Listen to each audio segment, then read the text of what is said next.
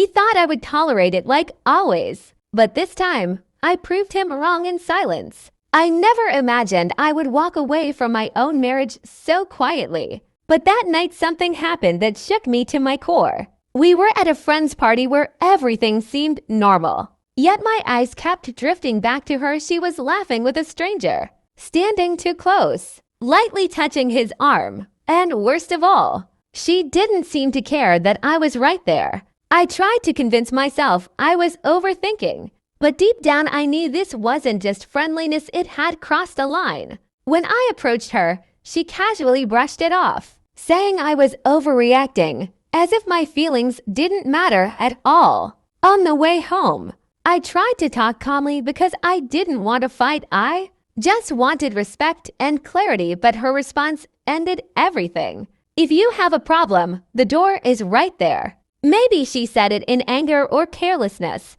but for me, it became a turning point. The next morning, I packed my bag without any noise, no shouting, no arguments, just a silent decision. When she saw me leaving, she laughed at first, as if she couldn't believe I would actually do it. But when I didn't even look back, her attitude began to change. The calls came, the messages followed, then the apologies, and soon after, the emotional blackmail that I couldn't leave her, that she would fall apart without me. Not somehow all of this was my fault, but this time I stayed firm because I finally understood that love doesn't mean sacrificing your self-respect, nor does it mean standing still while being constantly disregarded. Sometimes the hardest but most necessary step is to walk away. Choose yourself and step out of the door you once called home.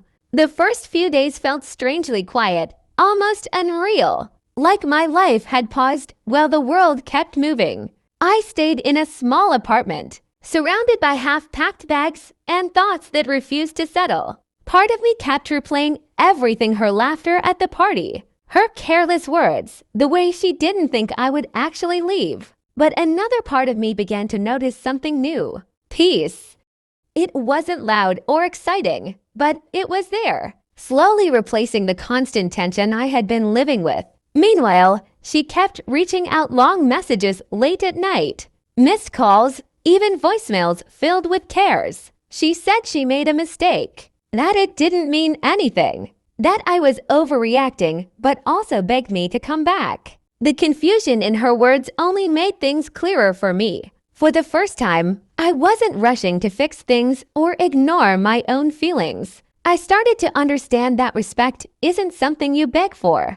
It's something that should already exist in love. And without it, everything else is just an illusion. Final paragraph. Weeks passed, and the distance between us turned into something permanent. I didn't go back, not because I stopped caring, but because I finally started caring about myself more. She tried one last time, showing up unannounced, standing at my door with tears in her eyes, hoping I would open it like I always used to. But this time, things were different. I stood there, feeling the weight of our past, the memories, the love that once felt unbreakable, and I chose to let it go. Not out of anger, not out of revenge, but out of self-respect. Because sometimes closure doesn't come from fixing what's broken. It comes from accepting that some things can't be repaired the way they once were. As I watched her walk away, I realized something I never understood before. Losing someone who doesn't value you isn't a loss. It's a quiet kind of freedom.